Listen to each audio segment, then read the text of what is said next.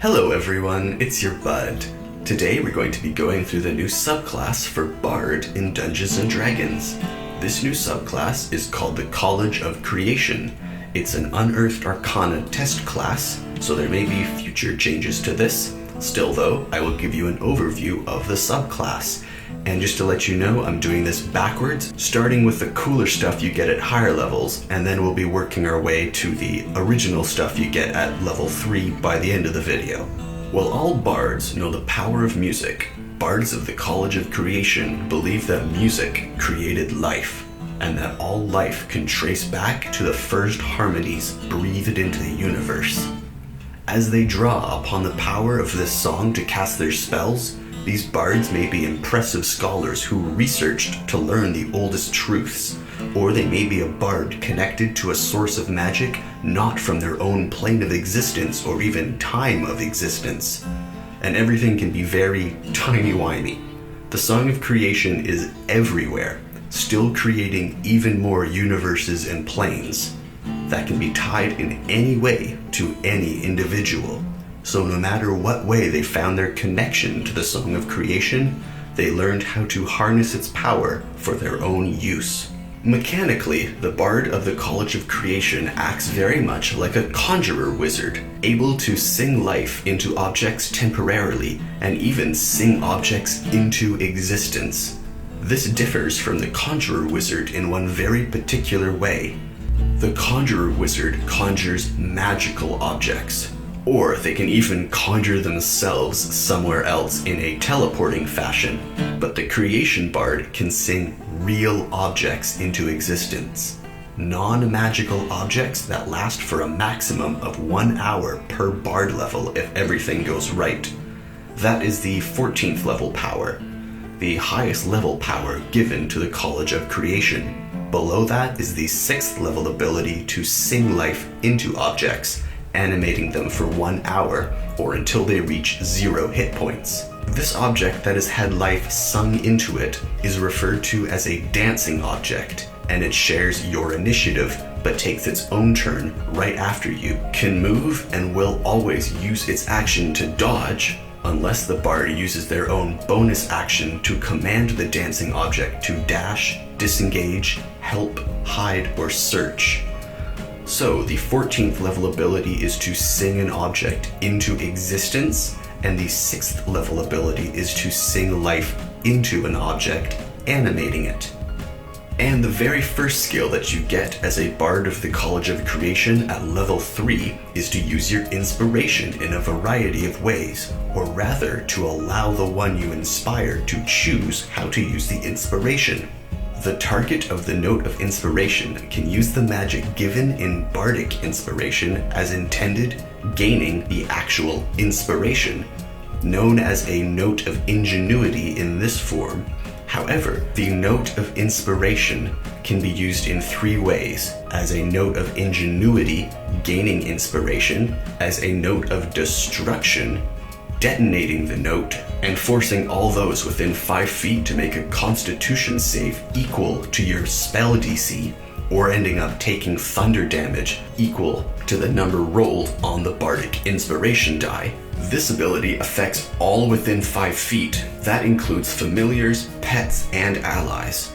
And the last way to use the Bardic Inspiration die, or Note of Potential, is as a Note of Protection, acting as a temporary hit point boost, gaining temporary hit points equal to the number rolled on the Bardic Inspiration die.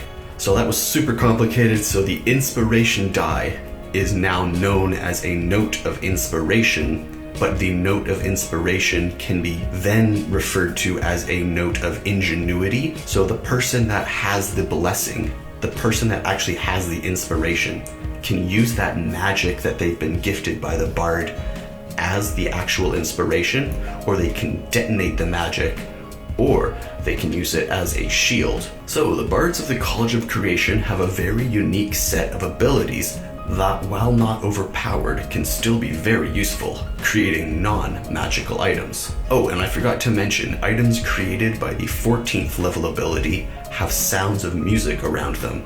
So anything that you actually create Not things that you breathe magic into, but the things that you create physically. They have little sounds of music and little floating music notes nearby, described as tiny, glittering, and intangible. So I'm not sure if only the caster can see or hear the music, or if any can. Otherwise, this would be a great tool for deception. Being able to animate objects is one of my favorite spells, and I think it's so useful. And to be able to sing life into objects while also being able to conjure another object is great for utility. And the theme of knowing the song of creation is a fun one to play with as a character. The endless personalities and outcomes of these skills are what make the College of Creation so unique. And I like the fact that they can give inspiration in more than one form. It's a very useful mechanic that I think would be very handy. Sorry for doing this backwards, but I thought the actual singing of life and creation were more interesting than the multiple inspiration functions, so I mixed up the order. Anyways, I hope that you enjoyed learning about a new class. I know that I did. I just saw Davey Chappie's video just before I started writing this, and I had to check out the subclass for myself. I keep thinking of the creation of Middle-earth or Arda, where they all sang the world into creation and then Melkor sang his discord and messed things up. So I really wonder what different College of Creation bards would be like from different races. Like death metal bards singing the creation of chaos, or like angelic bards singing about the creation of Celestia. You know, creation isn't something that was just done at the beginning of time. There are constant new creations, and every terror or great evil had its own beginning that might be sung of by their own bards. Tharizdun's bards of the College of Creation would be very weird, summoning the strangest vile objects, while those of the College of Creation who follow Pelor would sing a completely different song. Demons and devils would all have their own bards and might even be bards. Asmodeus or any of the other lords of hell might employ bards to sing all manner of things into existence for torture or to achieve any means you can think of. In one of my other videos, I mentioned the Bone Singers of 40k, the Eldar who shape the warp into many forms, such as weapons, armor, anti-gravity, lasers, and so much more. They are part mechanics and part conjurers at the same time. Think of 3D printing a jetpack out of chaos energy, singing it into existence. I mentioned the orcs from 40k also have a similar ability, that their will can create physical objects or manifest change in the universe around them. The more collective will they have thinking of a single thing, the more likely it is to come into existence or happen. They will things into existence with sheer grit, while the Eldar weave and sing and shape the warp with intricate awareness and planning. This is similar to the College of Creation. You can imagine a dull, dim-witted ogre that can sing things into existence being compared to an elf bard taking centuries to lay out their plans for their next creation and meticulously forming it with all of their will poured into maintaining perfection. I really wonder what heavy metal goth bards of the College of Creation would be like, working for demons or the forces of hell, or just for their own desires. While there may exist entire choirs of trained humans or elves working in concert to achieve many incredible goals. Well, what did you think of the College of Creation? Would you sing harmony or discord?